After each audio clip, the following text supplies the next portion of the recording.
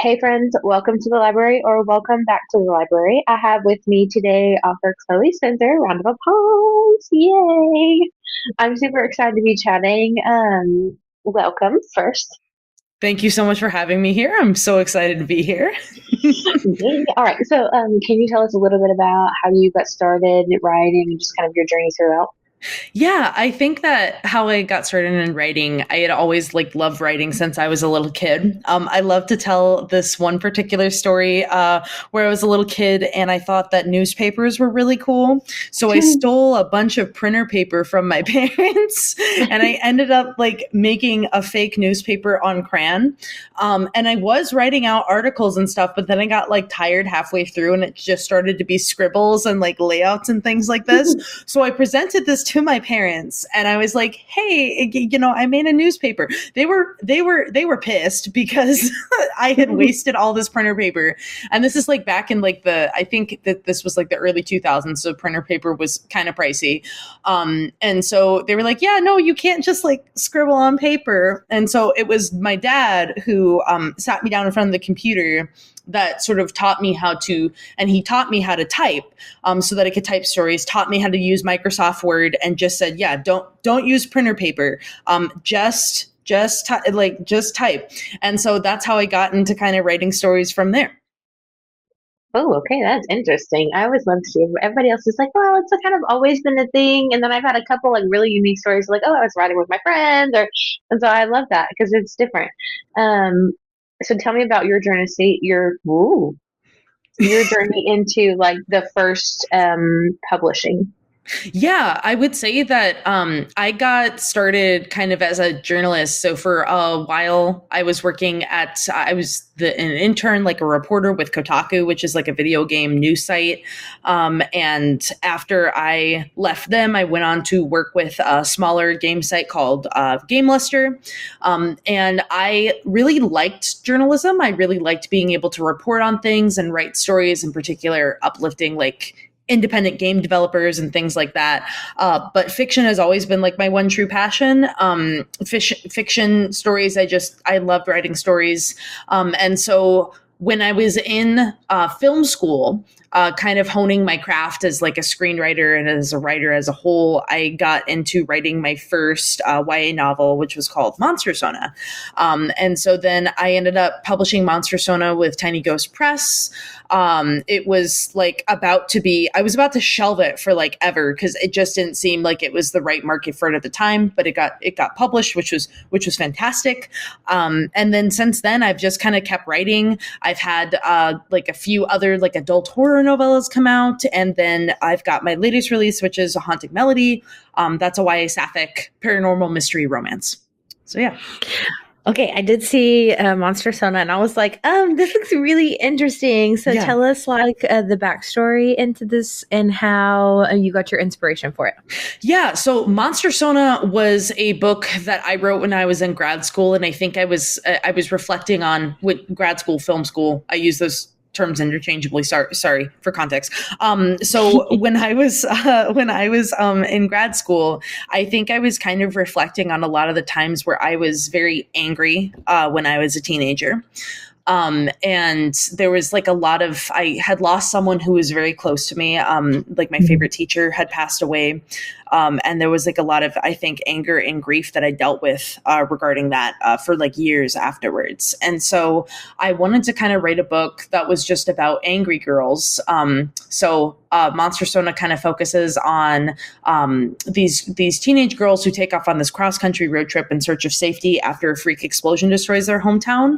And basically, one of them has a monstrous secret. Hint, hint. Yeah, Okay. yeah. So that's a hint, hint. I like to kind of just say, and so. At the time that I was editing Monstersona, I also was diagnosed with PTSD and entered into treatment for PTSD.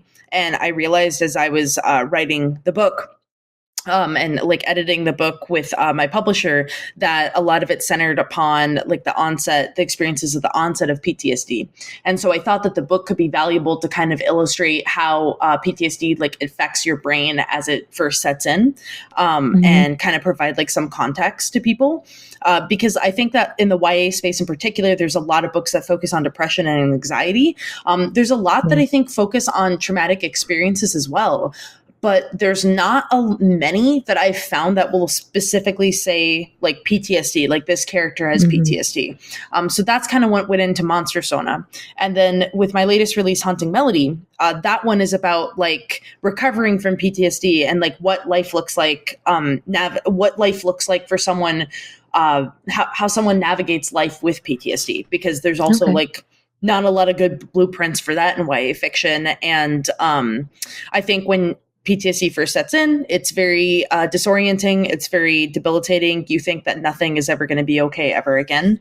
And with Haunting Melody, I wanted to have something that was a little bit more upbeat and lighthearted. Yeah. Do you have a specific reason as to why you chose to write YA? Yeah, for YA, I think that I just really like writing things. Really like writing things for teenagers, especially if I want something that's a little bit more lighthearted and fun.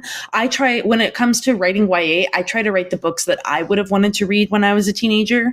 So I think that's when I get into YA. And for like the times when I'm writing like adult books, I think that that's when I want to go even darker, go even like more menacing and like less hopeful, because I think sometimes it's really interesting to kind of explore like the darker side of fiction. So I think that that's for me why I got into writing YA.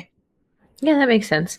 And I feel like it's probably more necessary now to be encouraging authors and young authors who want to get into writing to at least like attempt YA, just because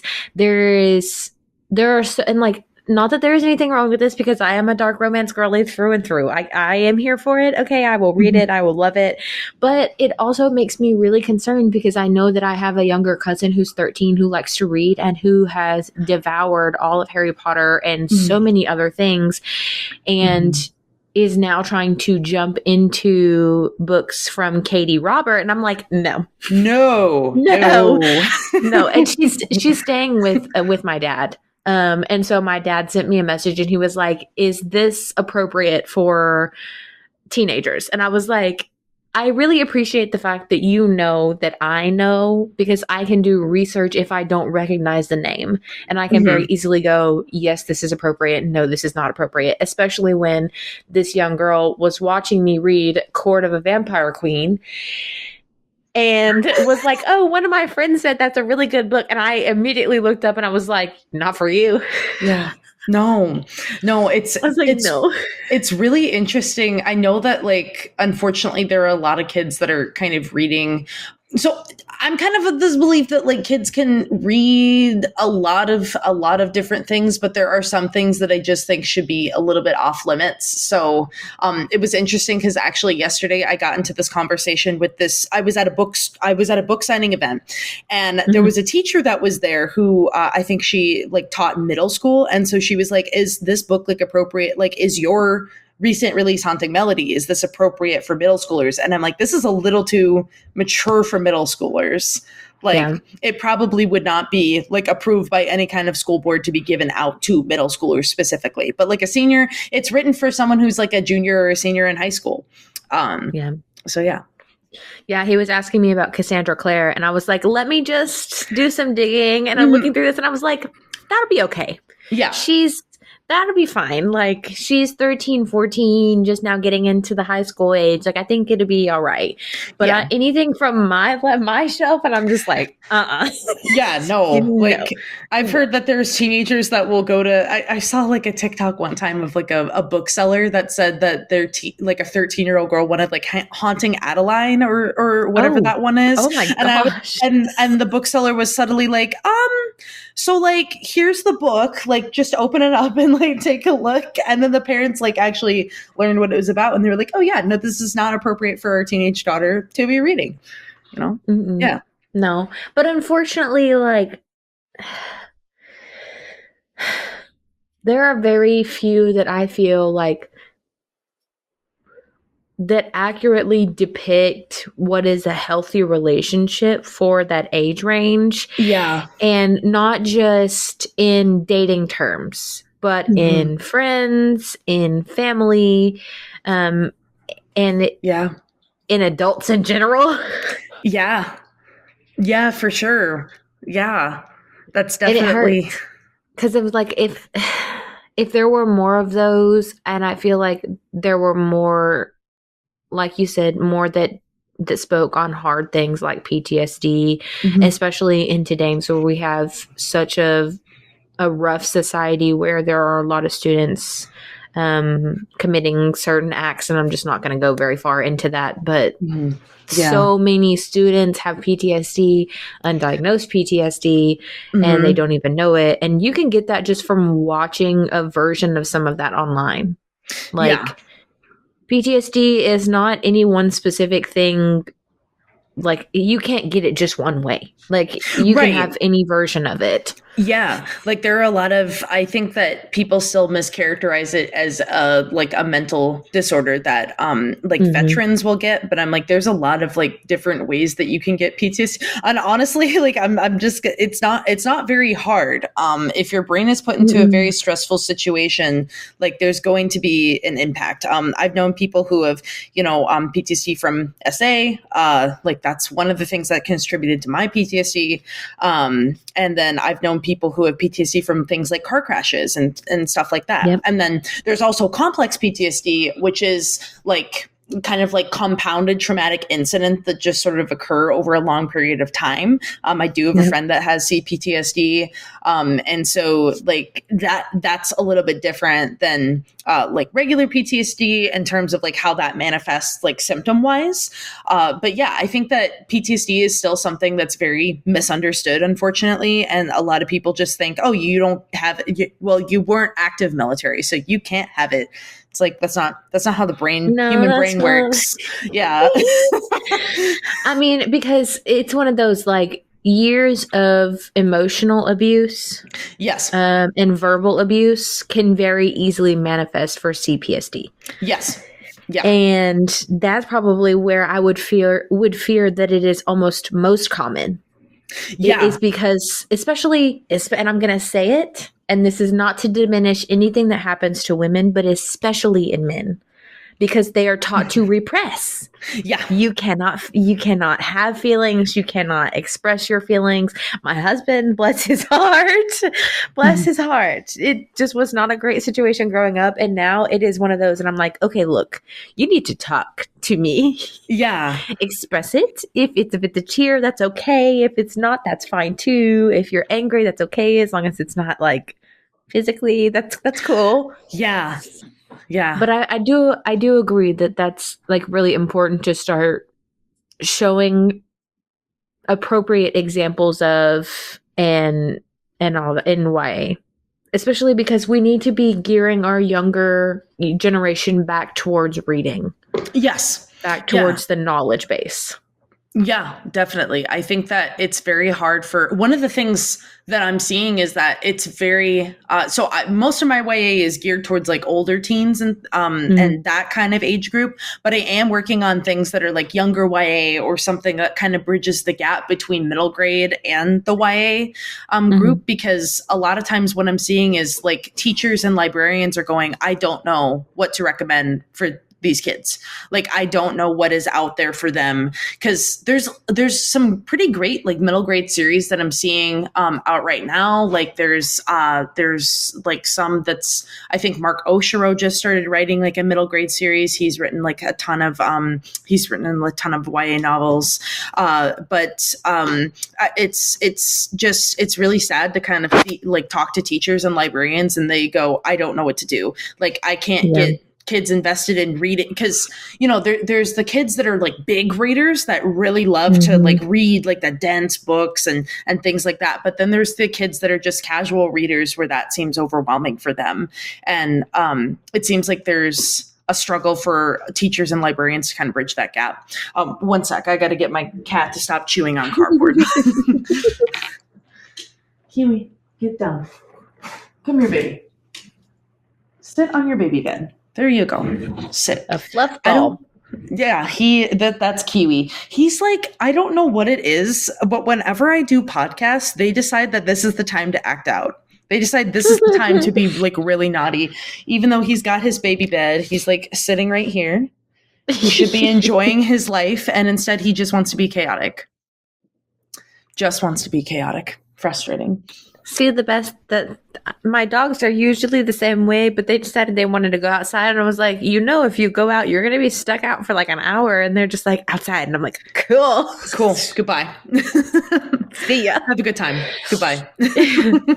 Yeah, I do agree though, especially like I'm seeing there are a lot of things that feel as if they start out YA. And then as the series progresses, of course, like you want your readers to come back, but as the series starts to progress, it becomes less and less YA.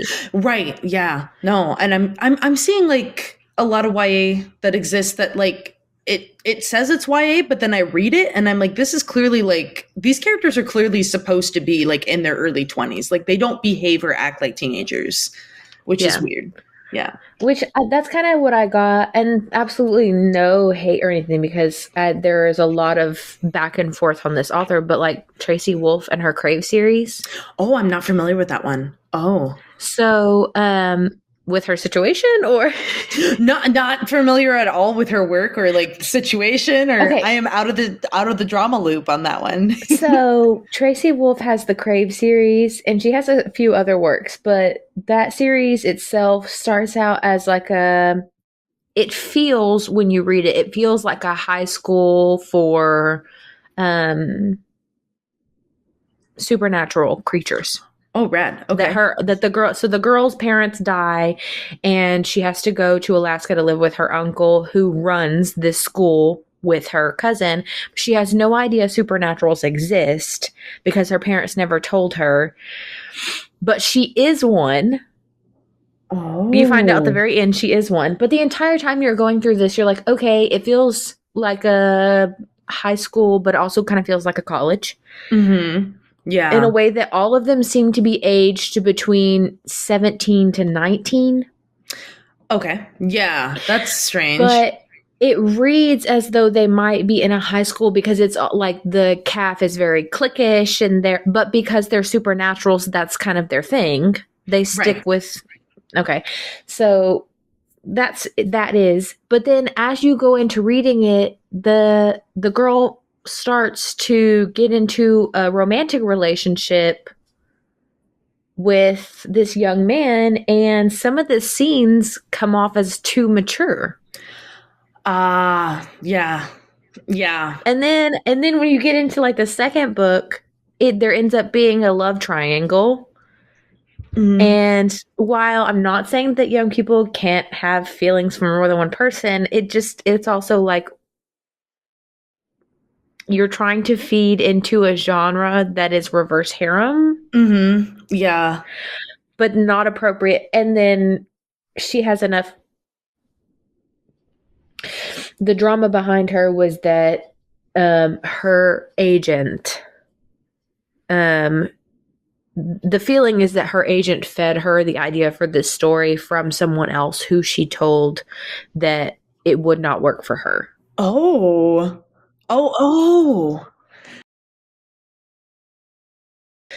There were court documents that came up that basically show that the person who was told this idea would not work for you, all of the information about the story, like the main character, where it was placed, like everything was exactly similar to how the series was written.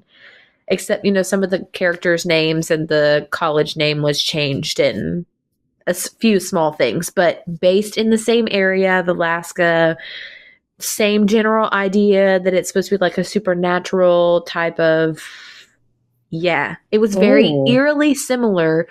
And some people claim Tracy had no idea. I wouldn't know. I would like to think I'm going to live into Lululand, and I would like to think that she had no idea. Yeah. But there was information around the internet that was saying the idea was fed to Tracy to have Tracy write it. and was taken from someone else who was told, no, this would never go anywhere. Okay, that. Honestly, there was one agent that went viral on Twitter recently who had done something kind of in the similar vein, where like this agent received this submission from this querying author, right? And they were like, I read this concept and I read these pages and I loved it. I want someone else to write this for me, i.e. not the person that submitted the query. They just wanted somebody, and people were like, so you're encouraging someone to plagiarize? Like, what is going on? Like, that agent, I think, like, had to step away. Like, I can't even remember what agency it was for. I could probably like look it up if I had like 15 minutes to deep dive, but it was that's really how it felt. And honestly, like I read the first book and it was good. I started the second one. I didn't get all the way through it. And then I started seeing some of that course, and I had just gone to Readers Take Denver and bought the entire series in hardback. Oh, gotcha. And I was like, it's already here. It's already home. I already flew home. Like, I paid to have it shipped home from Colorado after I paid for the series. And like, I didn't get to meet her, but I was just like, I already own it. And now at this point, like, my reader brain, my personal reader brain is going to be upset if I don't finish the series at some point. To at least know what happens, because there's 1, 2, 3, 4, 5 other books from the first one. So there's 6 books in total. Oh my gosh. That's a long series. Wow. Yes. Okay. So yeah. Anyway, all I have to say, I didn't know. And that's what I'm talking about, though, because it starts off as if it could have been a YA, and that was the idea. But it moves into a territory that is almost too mature, really, for YA. Not to say that, like, the idea of YA is being a young adult. So, I mean, ideally 17 to 19 age range. But some of it's like you wouldn't be talking in detail about sex. Yeah, not usually. Not usually. There are some YA books that will talk about sex, or they will have like explicit like, I'm thinking about the book, like a Love Story, I think has a more explicit scene, because I think that for that author, it was important for them to kind of do like some like sex ed conversations within the context of that story. But it's not written to be like, it's not written to like evoke something, you know what I mean? Like, it's not spice. It's just like sharing an experience that like a lot of teenagers do go through. But it's when it gets into the territory where it's like, oh, this is being played up for like spice. This is a little weird to continue to categorize this as YA. Like, the vibes shift. It's real, and you can tell the difference, and the reason I say that is because there is a specific scene in the first book where the two are making out, and of course he has supernatural powers, but like, he shatters windows. Oh. It's like so intense between the two of them that he shatters windows in his bedroom. That's not like ideal. I wouldn't like personally enjoy that if I was in that situation. I'd be like, okay, I gotta leave. Bye. Goodbye. I'm afraid of glass. Bye. Peace. Peace out. Like, yeah. But no, and I could be wrong, because it could be that the rest of the 5 keep it around the same, like, intense but not super in detailed. But I can just from the first one alone, I was like, is this really YA or is it not? Because when I think YA appropriate for a high school age, I think 5 Feet Apart. Yeah, something like that. Yeah, something around that. Because it's like, okay, you have this situation where it's like, I really care for this person, but it's never going into detail actual spice. Like, there are plenty of authors that write Fade to Black that I've read. That's cool too. Yeah. That I would dare say might be appropriate once you hit 19 or 20, just because you're not really getting anything. But like, the poor young preteens. Yeah. Like, our poor young preteens, they get nothing anymore. Yeah. There's really not like a lot of good fiction that kind of bridges that gap. It's like a very unexplored market. Next year I'm trying to write, next year I have like a novella coming out that's called Code Skull, which is about a girl who plays, she ends up playing like this CD-ROM game. Like it's set in the 90s, so it's a CD-ROM, and then she ends up unleashing like this monster upon the town. And that one is meant to be like a very young YA, like middle grade sort of thing to kind of bridge the gap, which it's been a fun project to like work on and sort of visualize, and to thinking about like my older YA novels and thinking about how those are geared for that audience, and then thinking about how to like age down my content or like tone down things. That's been like a fun challenge for me to write. And I think it's also just really important. So I'm happy to be able to like write something that's maybe like light, not as dense, that can appeal to like those kinds of kids that are just like, I don't want a dense book. I just want to read something fun. Yeah.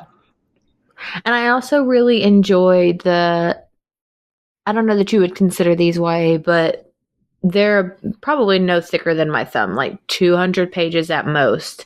Agatha Frost. Oh, Kiwi. Kiwi. Kiwi. He's just being a little fussy. I haven't actually heard of the Agatha Frost series. So Agatha Frost, it's the Perrydale Cafe mystery series. Oh, that and sounds there are so like cute. nearly 30 of them. Ooh, I love that. Okay. So they're each about 200 pages a piece, and it's about this. I mean, I would say grown, just because it's not actually, but this is kind of the idea of what I would expect for middle grade, like Magic Treehouse sort of situation. Right. 200 pages. There are a lot of them. It's the same characters going through different things as they age kind of situation or throughout the years. Cool. But that specific series is a woman has her own bakery it's set in right outside of London. So in the UK, in a small village, and they've got a central, like the woman's grandmother lives there. The grandma is very forward. Oh, we love a very forward grandmother. But anyways, she basically in the first one, she ends up taking in a homeless kid, and you get to experience the emotions of the homeless kid, being like, "You're not really my parent. You're just taking me in." And then they have this anger of, why didn't my parents want me? And you get to kind of get some of that. But the setup for it is like the woman and the kid and her love interest that comes in later all end up going through multiple books. And of course, they're figuring out murder mysteries. But again, series of every month, every couple months or so, they're going through something together. And that's kind of the idea that I would like to see. I don't know if I would be able to write it. I don't know that I have the creative gene for that. Yeah. It's so fun to be able to think about like writing like long series like that. I kind of think if I was to write a long-standing series based on any of my works, it would probably be Haunting Melody, because since it's just around the concept of a ghost hunter trying to like help ghosts figure out their situation and figure things out. There's like a lot of different stories that can be explored within that world that's been created. And so that would be the one that I think I could like write multiple books on and probably not get bored. So yeah. It would be like the show Supernatural, but for young people. Yeah. It would be, yes. I love that. Okay. Yeah. I'm going to be like stalking your socials if you ever decide to do that. I'd be like, hello, you remember when we talked about this? I hope, like, honestly, when it comes to, unfortunately, like, publishing is a business. So I do think that, like, depending on how successful Haunting Melody is, which I guess my publisher would kind of define that. It ended up getting like number 3 on Amazon, but Monstersona was a number 1, and Monstersona didn't get a sequel either, even though I wanted it to have one. But with Haunting, so I guess it just kind of depends on like how many people read it and how well it does to get those sequels. So that's kind of the unfortunate thing. Now that I'm working with an agent, my hopes is that I can kind of explore doing something that's like longer than just one book. Like doing something that's like just a little bit more like sustainable, like time consuming to invest in. And I love the idea of being able to grow with characters. And so I really do hope that I get the opportunity to work on like a long-standing series at the very least, like a trilogy would be nice. But yeah, we'll just have to, I'm working on like a steampunk YA right now. That's like my big project that I'm trying to close out the year with. That one's about a circus performer that turns into a cat burglar, basically. So she takes her skills that she's learned as a trapeze artist, to use as a burglar.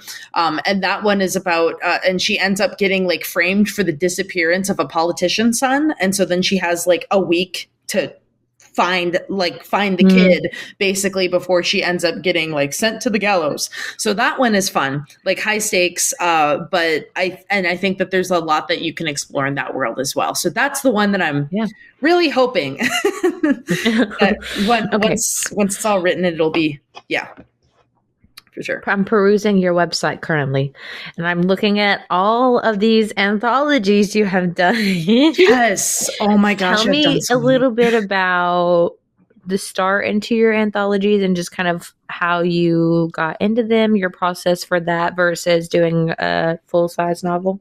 That's a really good question. So I think that before I like wrote Monstersona, I didn't have a lot of time to sit down and write novels. And quite frankly, I don't think I had the discipline or the skill set to write novels. Yeah. I think I didn't really develop that until I went to grad school, film school, and started like learning about different types of story structures.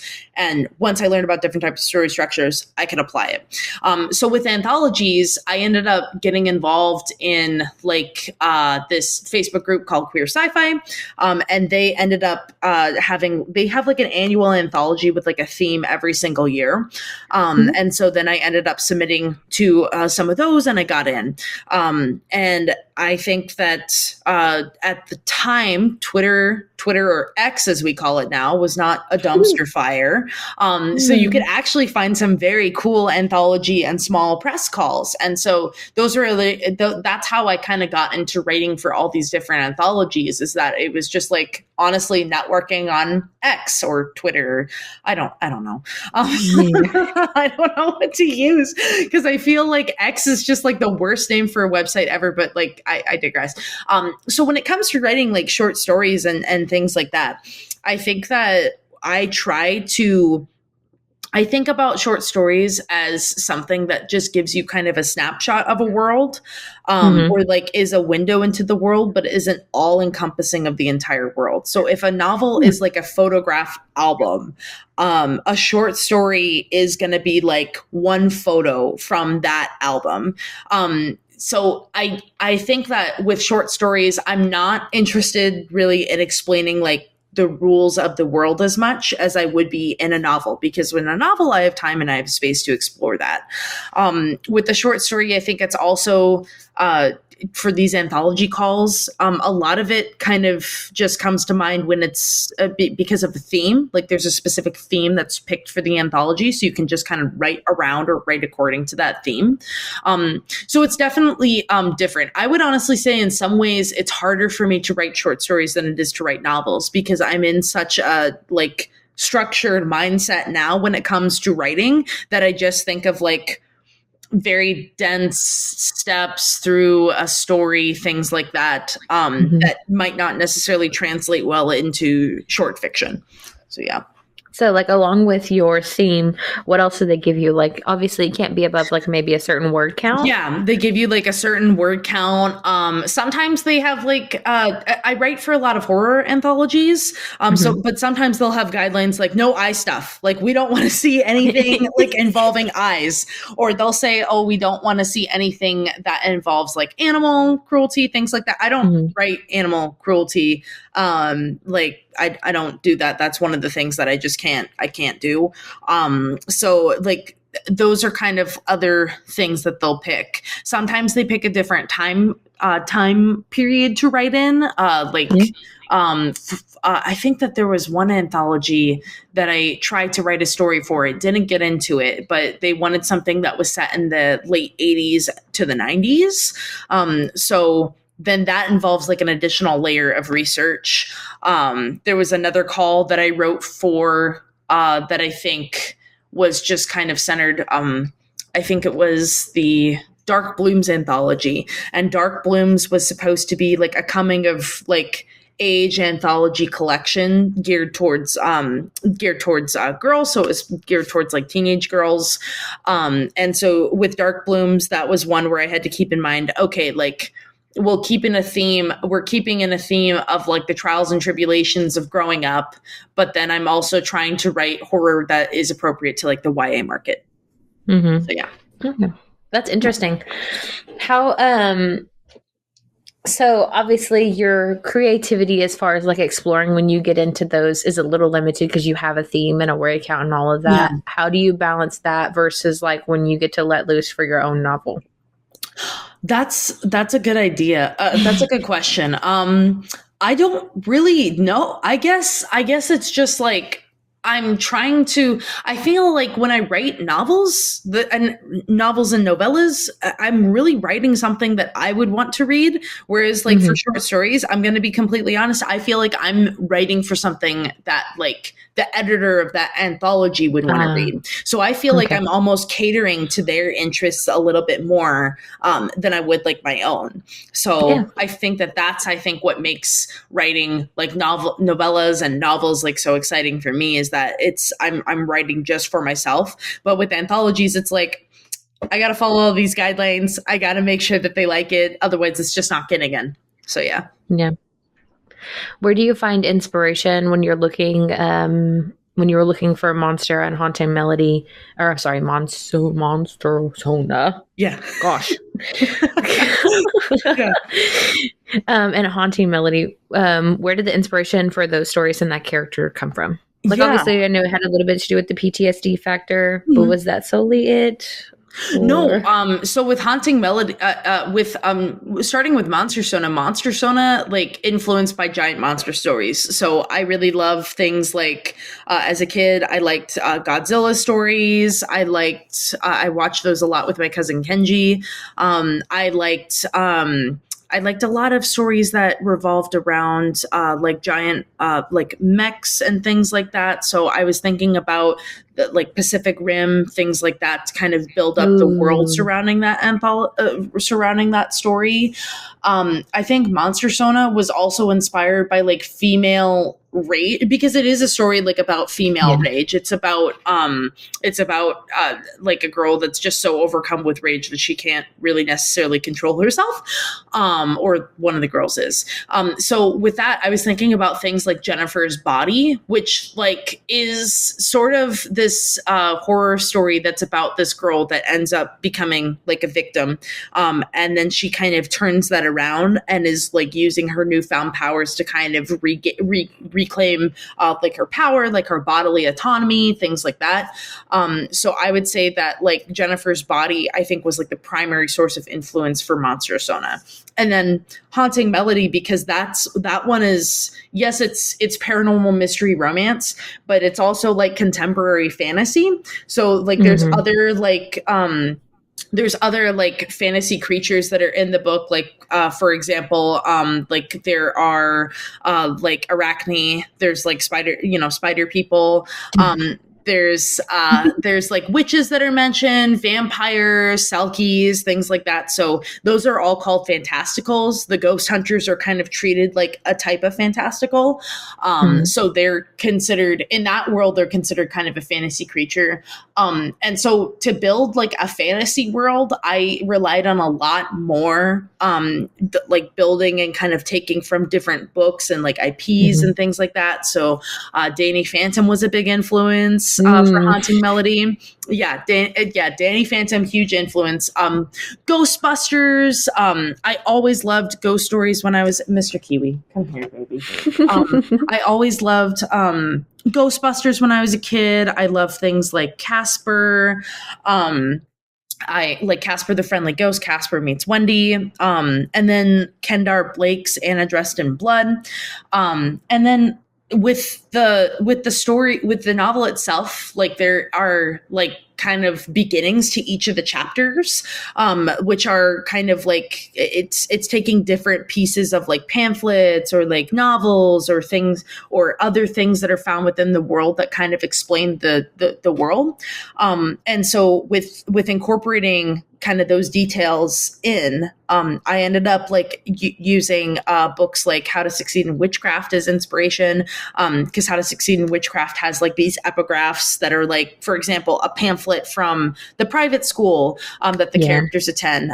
Taylor Magia, and I'm so sorry if I'm mispronouncing that, but We Set the Dark on Fire, same kind of concept where it opens with, I think, like a huge like couple of pages just from a pamphlet. And then Tiffany D. Jackson's The Weight of Blood. I love Tiffany D. Jackson's work. She ends up incorporating a lot of podcast transcriptions to tell that story, which I thought was a brilliant way of explaining the story world, but not making it so dense and not making it really, like, one of the things that really bothers me when reading fantasy is if the characters take too long to explain so much of the world, because I'm like, why would they be explaining this? Why would they, you know what I mean? It's like, why would you explain this so much? You live in this world, like this should just be common sense for you. So with me, with writing Haunting Melody, kind of using all those different sources of inspiration, I ended up incorporating like epigraphs that sort of explained like some of the rules of the world that the characters don't have time to explain to you. And it would feel really out of place if they did. So yeah. Yeah. No, I get that. And I really do, because I was actually thinking, as you're explaining all this, I was thinking about Jennifer Armentrout and her From Blood and Ash series, and how the main character was basically raised sheltered. And so, like, as she meets the guy that she falls for and his best friend, they're explaining the realities of the world that she was sheltered from.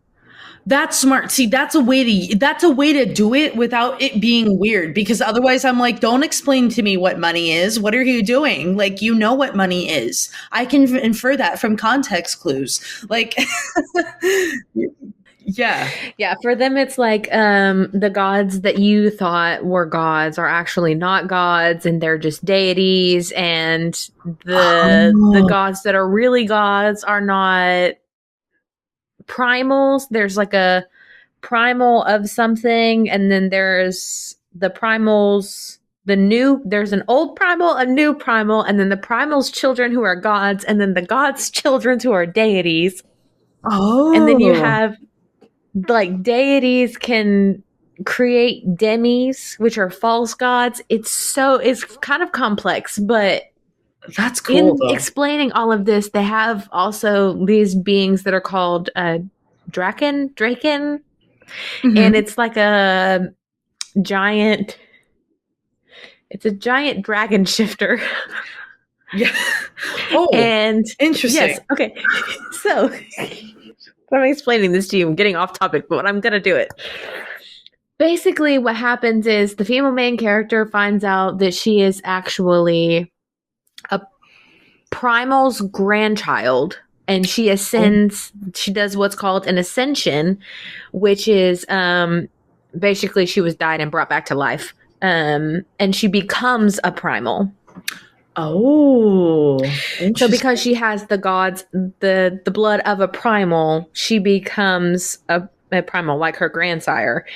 And in all of this, she's fighting the woman who kept her captive. Oh, so she has to ascend okay. in order to off the lady who's kept her captive and lied to her about her entire life. And the guy that she falls in love with, actually, his older brother is the one who killed who she thought was her parents, or like led some. I don't know how to explain this. They're this is like they're called Craven, and basically they're emaciated vampires who have no control, Oh, no okay. brain thought, and so like they basically he led those Craven to who she thought were her parents, who she finds out later are not her parents. Oh, interesting. So the only real version of parents she's ever had is her brother-in-law's. He's the reason that they're dead. Oh, gotcha. So it's a very complex situation. And then she goes to the land of the gods to try to talk to her grandsire to see if she can summon the Draken to fight this other person with her, to fight the lady who had her and captured her most of her life, to find out that she never needed permission and he basically was toying with her. So then when she summons the Draken, whatever, when she summons them, they're filling her in more on, and like her he's her husband by this point. Her husband and his best friend. Basically, the Draken is like, yeah, everything you thought was not what it is. Like, interesting. the gods who you thought were the actual primals were not the real primals, because there were primals before then, and they're asleep because they're a danger to, and their child has been held captive, and who you thought was your biological dad is actually not your biological dad, but it's his twin that is your biological dad. There is so much that happens. That's so complex. Wow. But anyways, the unfurling of the story and how it is the side characters that are explaining the world to someone who has been sheltered for the majority of their life. That has become common too. It's a good way to do it. I think it's a good way to do it without making it seem like overly dense and complicated. Because otherwise I'm just like, But it also makes my female main character seem kind of dumb. Yeah, that is true. Okay, that is true. It kind of like puts this character in a position where they have to learn everything, which can be a little exhausting. It's like nothing you learn is like applicable. Like nothing you know is applicable. Like, okay, great. Everything you thought was a lie. It's like when Ariel in The Little Mermaid picks up the fork and uses it to comb her hair. It's just like, no, please. Like, no, we have to get it. We have to relearn everything. I'm cringing. Yeah. Okay. So when you're writing, do you follow a specific like plot line, or are you a pantser? I'm definitely not a pantser anymore. I used to be such a pantser when I was like way younger, but honestly, I think that being a pantser like led to instances of like just disinterest in the story, because I didn't know where I wanted it to go or what to do with it, or it like led to like a lot of writer's block. So I'm not a pantser anymore. I tend to follow like the save the cat structure, because that's what I learned when I was in film school, because a lot of film scripts follow save the cat. And so then and when it comes to like using that save the cat structure, it's pretty interchangeable between film and novel format. So it's really easy to use and sort of apply it. So that's how I ended up. I wish I could be a pantser again, because I feel like pantsers just have the best time with writing. And I know, but like, I feel like they like when everything's a mystery to you. How fun! Like, how fun! Love that. Wish I could do that. Can't do it anymore. I have to plot. Yeah. To each their own. Whatever works for everyone. Yeah. So Did you tell me about your current work in progress? Because I feel like we may have touched on it. Trapeze. Yeah, Trapeze Yes. is the one Okay. that's about the it's about the circus performer that's turned cat burglar and Yes. in the steampunk world. Yeah. Okay. So shifting, you're kind of, but not really shifting from haunting into the trapeze, which is steampunk. Your mindset, does it have to shift when you do that? Like, do you have to like let Yeah. some things go? Okay. Yes, definitely. So Haunting Melody, so the Trapeze is not going to use like the epigraphs to kind of explain like the lore of the world as Haunting Melody does. So I'm letting people kind of, I'm trying to write like the rules of the world in a way that aren't dense, without using epigraphs, and it's just very straightforward, because it's also meant for like younger kids. Like this is the one where I want it ideally for like 13-14 year olds, because the characters are around like 13-14-15. So that I'm trying to like go, how can I write the rules of the world in a way that like is like just makes sense to kids, like as it's written on paper, like without needing to do explanations, overly long detailed explanations. And I think that like with this particular work, I'm tapping into like a lot of memories of things that I read when I was in middle school. And like thinking about the Tamora Pierce books. I think it's like the Becca Cooper series. Even though the Becca Cooper series is not steampunk, I wanted to kind of write how Tamora Pierce wrote like the Becca Cooper books, because that has its own world. It's like its own like kind of fantasy world. It's very fun, but it's not super, I don't remember it being super dense. So I'm like revisiting what it felt like to read those books and kind of incorporating it into this draft. Yeah.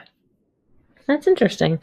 That's a unique way to take it, because a lot of people just be like, all right, I'm going to do this on my own. Like, yeah, no shade to anybody who does that, because it does typically still give you a unique story. Yeah. But everybody's approach is just different and interesting to me. Yeah.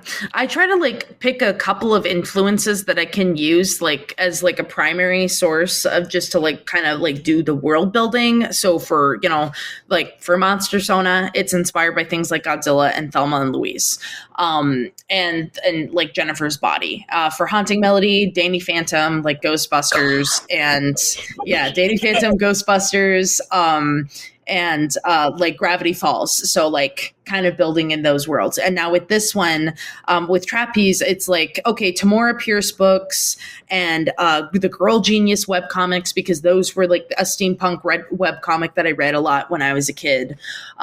So trying to like use sort of a little basic thing that I can research to kind of give me the framework, and then sort of dive into like the world building from there. Okay. Yeah. Do you still read, like, obviously I'm going to make this assumption that what you read as a child directly affects what you write, but is it still the same as what you read today, if you do? Yeah, I would say so. I'm still like, when I was a kid, I really loved stories that were like dark and like had really complicated, sometimes like, I wouldn't say like necessarily the healthiest or like problematic relationships between characters, because I love things like the Warriors Cat series. The Warriors Cat, like that's Game of Thrones for children. Like it's, you know, there's like a lot of stuff that goes on in those books where I'm like, that's interesting that I read that. Like there's people having affairs. There's like people dying horrible deaths, children dying. I'm like, you know, it's a whole thing. So I love those books when I was a kid. And then also Michelle Paver wrote a book series called The Chronicles of Ancient Darkness, which was my favorite when I was a kid. And that's about a boy who ends up like, it's set during the Stone Age, and he ends up like raising a wolf. And there's like some kind of prophecy that he has to like fulfill or like stop from happening, stop from like basically ending the world or whatever. There's like a lot of magic. That one's very dark as well, and includes like some gruesome kind of details, because since it's set during the Stone Age, they have to hunt. So like there's details of, so I would say that like I think as an adult, I tend to gravitate more towards horror books because that kind of has that gritty, like gruesome darkness. But then I also gravitate towards older YA books and like rom-coms because I also really love a good romance, and I really love good defined characters. And if there's one thing that a good rom-com will have, it's well-defined characters. Yeah, I agree. Yeah. And like, I tell people this all the time. Like, yes, I read the dark stuff, but in like horror, steampunk, dark romance, all of those things, they're heavy. Yeah. They're heavy. They weigh on you. And so sometimes it's nice to have a decent rom-com around, just kind of cleanse a little bit. Like it feels, it flows a little bit. Like, yes, I devour the dark fast. I do. Yeah. And sometimes I devour the light a little less fast, but it's nice to have like I don't feel like something is weighing on my chest. Yeah.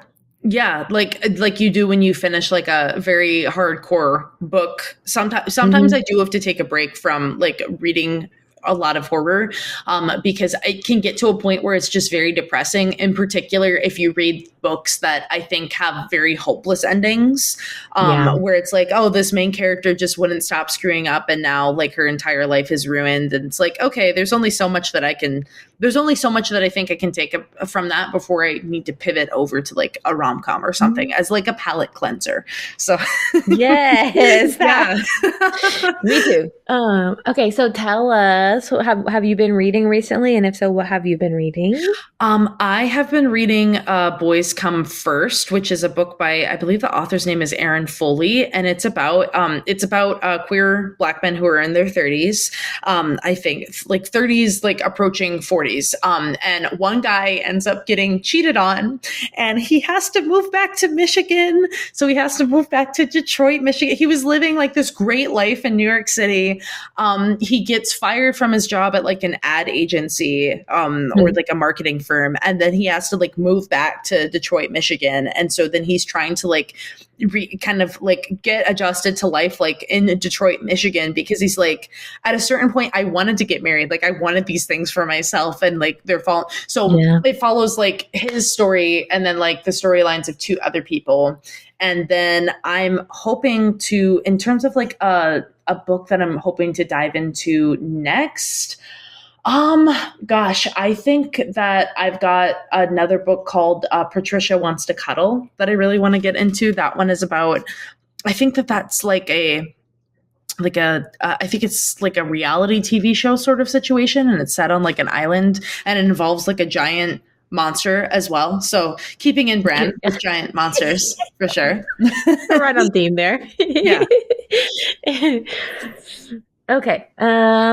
So I'm just gonna safely assume that horror is probably your favorite genre. We're just gonna stick that right there. I would say so. Like for sure. I love spooky, creepy things. I love stories about characters like enduring the worst. For someone with me, like as someone with PTSD, I like seeing someone who goes through like the darkest kind of things imaginable and coming out the other side. So that I think is like really empowering to me as a reader. So I think horror has a lot of that, where it kind of explores like these very dark topics, but then like if the characters make it through and it's not, like one of those hopeless endings, if the characters make it through, like they come out the other side changed, but like generally I think changed for the better, or at least like, they might be traumatized by something, but I think that they feel a little bit like more empowered by the end of the book, to conquer like challenges. Yeah. Okay. So now I have the heavy question of what is your all-time favorite and or comfort read? Oh gosh. I honestly think that my all-time favorite read, I would have to say I want to say it's Julian Winter. This is so hard. And my answer is absolutely going to change depending on the day, but I think it's Running with Lions by Julian Winters. Like that was just such a great book for me. I read that in my late teens, early 20s, and it's about kids that go to a soccer camp, and like they're navigating kind of like these, it's a rom-com sort of, but it's also like a very like what is it, like an ensemble cast of characters, and they're all so fun, and like you just kind of follow their adventures for that summer, and I love that book. That's a really great book. Yeah. Okay, now I'm gonna do even more complicated. We're gonna not talk about Monstersona and Haunting Melody, but from your anthologies. Oh gosh, okay. Which is your favorite that you wrote? I think out of the anthologies that I've written, my favorite that I've written was Sea Glass. Sea Glass is a story about a girl who she ends up getting like she ends up coming across like her mom passed away, and so she has to go live in this with her aunt that she never really knew in an island town. So a little bit like kind of a precursor to Haunting Melody. And she loves to spend like the coves searching for little pieces of like sea glass, which I don't know if you know what sea glass is. It's like little bits of glass that are kind of like the sand and the ocean has kind of reshaped them into like these pretty little pebbles. And so it's something that she used to collect with her mom. But then she ends up like accidentally like running into this witch that's trying to like perform a love potion so that she can get like the boy that she wants to like her. But the witch does a bad job of it, and it goes wrong. And then the girl ends up with tentacles for hands. So then it kind of, so like whenever she touches water, her hands turn into tentacles. And then she ends up, like it progresses. That one is actually a little bit more of like a hope. It does not have a happy ending, I will say. Okay. But I think that people really resonated with that one, and they really liked it because it's kind of like about a manifestation of grief. So a lot of people, I think, that have had like parents or like loved ones pass away, they're like, this makes me feel, I relate to the story very deeply. And I think that like as a writer, that's like one of the best things is that when you write something that's so personal and so vulnerable, and people are like, this really helped me, or like I connected to this really, that's like the best feeling. Yeah.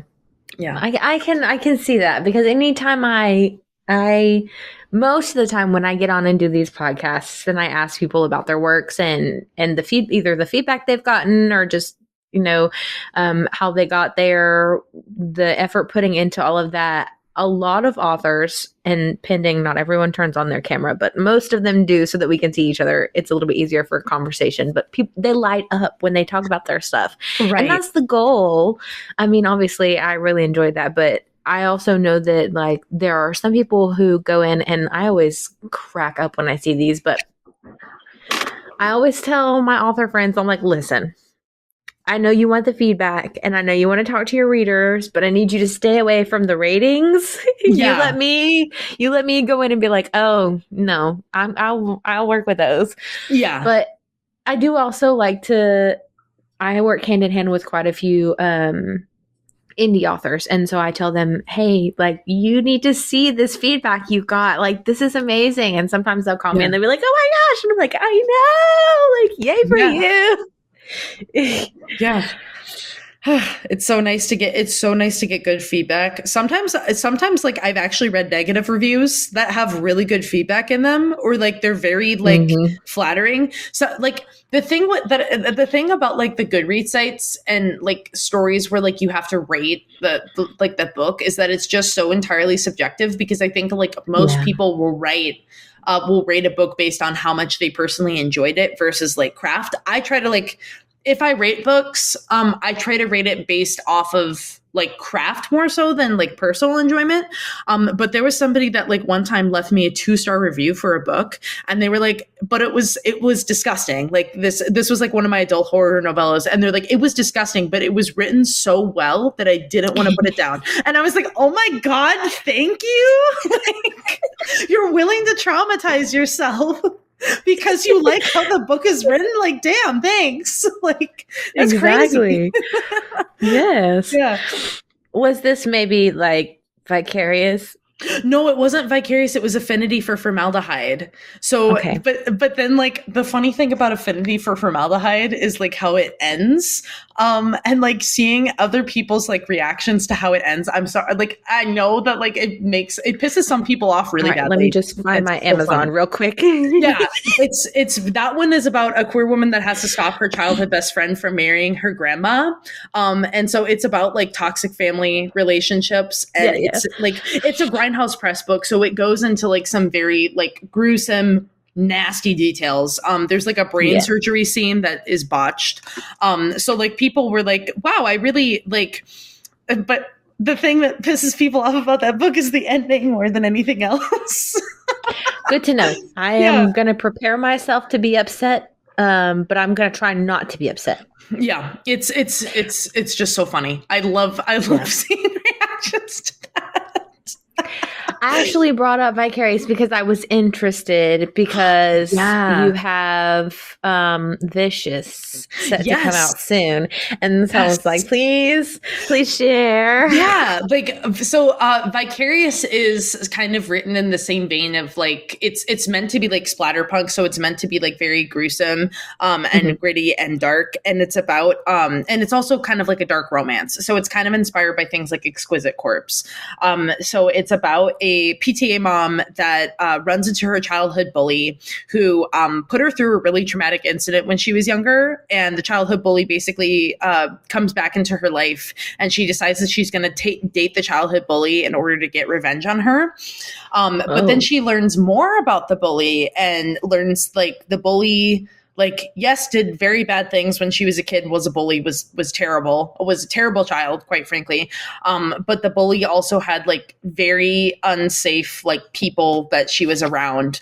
And so as like Gertie, the protagonist, is like she gets to a point where she's like, yeah, no, I'm just dating her for revenge. And then she starts targeting the bad people in the bully's life. So like the bully has parents that are bad. The bully has the parents that are abusive. The bully has an abusive ex-husband that like is kind of trying to hunt her down and like chase her down. And so then it's just kind of a bloodbath from there. So I love it for that reason. It's like someone was like, it's so disgusting, but it's also like so cute. Like it's so gruesome, but it's so cute. And I'm like, yeah, I like that kind of juxtaposition between the cute, the wholesome. That I think is what's so great about like dark romance too, is that it's like this juxtaposition between like this very awful, violent stuff, and then like there's these cute and wholesome things that are going on in the background. And I like kind of the whiplash. My reaction. I'm like, my heart. I love the whiplash from it. I love it because it's just like you go from, and yeah, I love so much about Vicarious. And so, surprise, spoiler alert, Gertie ends up actually falling in love with B, the bully, and they end up getting married in the second book. But because Gertie is a politician, she ends up going viral, like through this TikTok. And then B once again becomes a target for other like bad factors in their life. And so it's kind of it's meant to kind of like button up their story, because I think that like the first book, like Vicarious, is just about how Gertie is this woman that has been through so many traumatizing situations that her she's not very in touch with her feelings. And then you have someone like B that has so many feelings and she's like overwhelmed by them. And so the second book, I think, focuses more on like B's emotional journey, whereas the first book focuses on Gertie's. So yeah, that's nice too, is you get a piece of both sides. And something that I have been told that I follow with wherever I go is hurt people. And it's not always true, but a lot of the time when you look at who was bullying people, if they were bullying people, and their situation, usually there is some sort of the same thing happening in their lives to them, and they decided somewhere else to take out their anger at the situation they have. Right. Yeah. Like with Vicarious is kind of this story about B. Like one of B's issues is that she was a survivor of some very severe child abuse, child sexual abuse, and so, but she was not protected like by her parents. And she wasn't like, so like B is just like very disgusted with like the things that she put like Gertie through as a result of like being abused. But like Gertie like gets to this point with B, I think, where she's just trying to like help her understand that like she's safe. She can feel safe with her, which I think is like very important to me. Like as a survivor of SA myself, I'm as a SA survivor. Like it's very hard to like be put in this position where you want to be vulnerable with someone, but you have like so much fear because the last time that you were vulnerable to someone, it led to like some very dark places. So that's kind of like the sort of the nice progression through that book is that although Gertie like resents B for what she did when they were children, she also like starts to understand this woman a little bit better and starts to love her for like her good things and like embrace that, you know, embrace her despite the fact that she's been through so much. So yeah. Now I want to cry. Yeah, no, it like there's parts of that book that honestly like I tear, like honestly where like Gertie like is killing the parents. Like there is a spoiler, she kills the parents.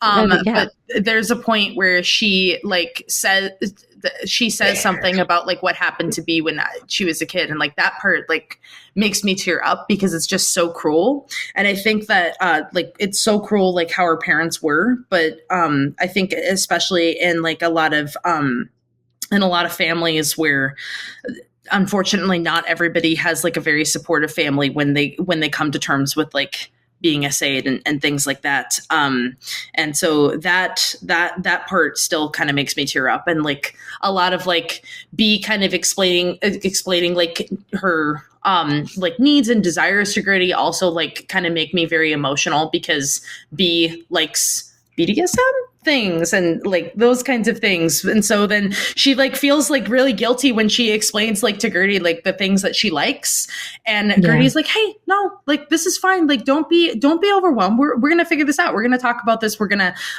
so consent kind of becomes this very important conversation for them to have. Like with me with the sexual content that is in that book, I wanted it to be like a severe contrast between like the violent scenes, because it's even when they're engaging in BDSM, they're being very like tender and like loving with each other. So yeah, I love that. Yeah. And now my TBR is full again. I know, right? I have like I like have read 75 books this year because I used to have like over I'm still down to like 118 books, physical books, like not even including Kindle, physical books on my shelves that I haven't read. And I keep adding to it. And I was at 110. The thing that makes me really mad is I was at 110 at the start of the year. And then no matter how much I've been reading this year, it won't go down because I keep buying more books. I'm like very stressed out and overwhelmed. So I don't even have a number. Oh gosh. I just know it's most of the shelves in here. And I've got 1, 2, 3, 4, 5. Mm-hmm. So that's a lot. And I just got these new 4. Ooh, those look nice. I love those. So, Camera Chemistry by Chelsea, I think it's Curto. Oh, that's cute. I love that. So, yeah, it is really cute. And then Give a Witch a Chance by Colette Rivera. Oh, that one's, I think I've seen that one before. That's cute. Also, I'm going to move this close because he has a sleeve. Oh, I love that. I'm a sucker for tattooed men, okay? And then Yours Unexpectedly by Rachel Lewis. Oh, yeah. Rachel Lewis. Cute. Yeah. She's curvy. I'm here for it. I love that. And then Return Policy by Haley Dicker. Oh, that's a nice cover. Stickers. I forgot my stickers were in there. Ooh. So the story behind this is, oh, yummy. There's some fan art. I love that. For Return Policy. Anyway. Ooh, I love that. Haley Dicker has her own little shop that is based out of Florida, and she was in the path of the hurricane. And they Oh. posted that they were wanting to try to see if they could get their sales up before the hurricane came through so that they didn't have to do away with a bunch of damaged books.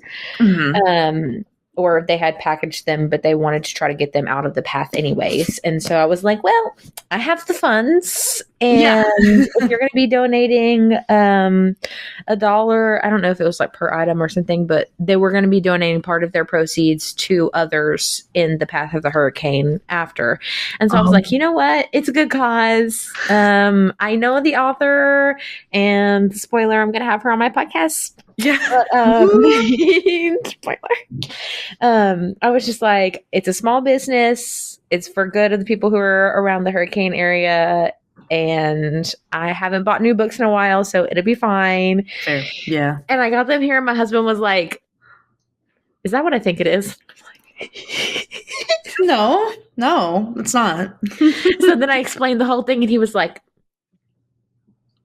you're a better person than me. And I was like, I hate you. I was like, I really hate you sometimes. He was like, I would have told, he said, I probably would have told you could, we have this understanding of I'm not supposed to be overfilling my shelves until I get a new shelf, which I won't get until Christmas. And so he was like, I probably would have told you needed to wait it had you brought this up before you just did it. Yeah. He was like, but now that I know you've done it, it was for a good cause. You were being a good person. And I was like, yeah, and I haven't had any new books in a while. And he was like, well, that's not true because somebody bought you one earlier. And I was like, yeah, but I haven't bought me any books. So that's different. Right. It's different. It's absolutely different. Because the ones that other people bought for me were gifts. Right. Okay. So yeah. And then he was like, well, do you even have room? And I'm like, I'll make room. Yeah. I mean, just stack. Like, I'm so excited. So my plan is to like read through my bookshelves alphabet. So I've been reading like books where I've bought like multiple by the same author. Mm-hmm. I'm almost done with like all the like the multiples that I have by a single author. And then I'm going to go through my shelf alphabetically. And then after I go through my shelf alphabetically, I'm going to try to like reorganize things to like, I don't know, either give it more room or to make it like artsier and fun and pretty to look at. I've gotten the affinity for putting together the Lego flowers, and so now they're propped up against my books on the bookshelf, and it's really cute. That's cute. I love that. I've got like a lot of like Halloween decorations that I put on my bookshelves because that's like the one area of my house that I can like put things on, like put decorations up, and my cats aren't going to eat them. He's still continuing to try to eat that. You're still trying to eat that box. I know you're trying to eat that cardboard box. Yeah, he doesn't even care. He doesn't even care. Look at that expression. Not even a little bit remorseful. You could be not even a little bit. Not even a little bit. You could be sitting up on the window. You could be sitting on the little bed that I have for you. No. So fussy. He's so rude. But yeah, I don't have a number. At one point, it got really bad over the last year. Okay, over the last year, I got involved with quite a few different book groups, and that's how I ended up with most of these. The top half of my closet door is almost full of the Amazon notes that say a gift for you because I got busy in the group. Okay, and then I went to Readers Take Denver and came home with over 70 books, but that's besides the point. That was paid for like over the course of a few months and not anyways. Yeah. Anyways, it got really bad because at one point I had 2 shelves and I had one for unread and one for read. And I was filling the read. Okay, so I thought I had a thing. And then got busy in the book groups and started getting a lot of gifts. And then I came back and I had an entire shelf set aside just for the stuff when I came back from Readers Take Denver because I knew I was coming home with a lot. Right. Okay. But now there is no organization. It's just they go where they can fit. Yeah. And part of me is a little bit terrified because I did at one point have them alphabetized. And now I don't. That's terrifying. Because then you think, like, my problem with, like, not alphabetizing is that I'm like, well, I don't know if I own the book. already. Or so like I have an Excel, like a Google spreadsheet where I keep track of like all my books. I keep track of like how much I've read for the year. And then I'm also like trying to keep track of just like what kind of like book it is. So like I track whether or not like it's YA, adult, etc. And yeah, no, and there was a time where I was about to buy like another book, and then I was like, check your spreadsheet, and I already owned the book. I just missed it on the shelf. I just had to find it alphabetically on my shelf. Well, see, like I want to alphabetize by title, but then I have a lot of series and things that I wouldn't want to separate. So then I start to alphabetize by last name of author, last name, comma, first name. Gotcha. But then that means I have to go in and I have a problem with this, and not for any real particular reason other than I have an entire shelf just for Sarah J. Maas, and I don't want to have to move it. Oh, fair. Yeah. I have an entire shelf just for her, and because I own everything except for the last Crescent City that came out because I want it in paperback, and I'm just too stubborn to order it off Amazon right now. But yeah, I have and the coloring book. Oh, so yeah, there's a coloring book. I didn't know about a coloring book. Ooh, there's an ACOTAR coloring book. Oh gosh. Anyways, I'm torn on whether or not I'm actually going to use the coloring book, because I feel like I'm going to have to go to my printer and print off copies of it to actually color it instead of doing the coloring book, because I want it to stay nice, right? Like that's been the thing. Whenever I've gotten a coloring book, I've never like colored in it, because I'm like, what if I do bad colors? Like, what if I hate the final result? What if it doesn't look good? What if it doesn't look good? Exactly. Like, so I just kind of keep it just to like look at the artwork inside, but not actually do anything about it. Yeah. And then there's the question of, I mean, obviously I'm going to go left to right, but my book furthest on the left, like, there are a lot of books in here. Yeah. Yeah. There are well over 200 books in here. And so I've already rearranged this once. And then last time I did, and my floor was covered with books, my husband was really appalled. Because he was like, I understand that this is your room, because it's not like I have it in a corner somewhere. We have a large house, and I have a room dedicated just for all of this. So I am blessed, and I understand that. But still, I have to go through and pull them all off the shelf in order to put them back. Yeah, that's a lot. That's a lot of effort. That's a lot of work. And for people who don't know this about me, I have PCOS. So I have really bad pains. I have really bad fatigue days where it feels like I have literally, like, the day before, like if you've ever had the flu, it's like the day before you figure out you have the flu, and it's like your entire body just hurts all the time, and you're stuffy, and that's me. I also have PCOS. Yeah. I have that fatigue. Yeah, the fatigue is killer. Like I was just there's nothing. So bad. It's so bad. It's just awful. I finally got. That's the best way I can explain it. Yeah, I finally got diagnosed within the past year, and they put me on like an inositol supplement, and then I stopped feeling as like grossly tired all the time. And I'm like, oh my God, I really do have a hormonal disorder. Like, you're just like, geez. Cause like the doctor's just like diet and exercise. And I'm like, I swear to God, if you keep telling me that, I'm going to throw some like, cause I would go in and I started like gaining a lot of weight, and I was like, this is kind of weird, because I don't think like my diet is that.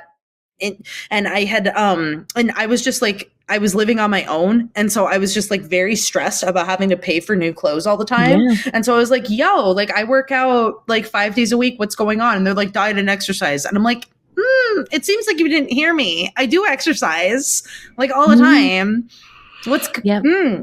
That was part of my problem. When I'm gonna go ahead and stop this. We can wrap, and then we can. Sure, yeah. Thank you for joining me. I've had a lovely chat. I'll make sure to get everything we all the books and the authors and your information in the show notes so that everybody can find you. Yeah, for sure. Yeah. If you want to read Haunting Melody, my latest release, you can get it. It's available wherever books are sold. It's available in ebook, paperback, hardcover if you like a hardcover. And you can follow me on like Instagram is probably best. It's just, hey, it's Chloe Spencer. Yay! Yay. Okay. Thank you.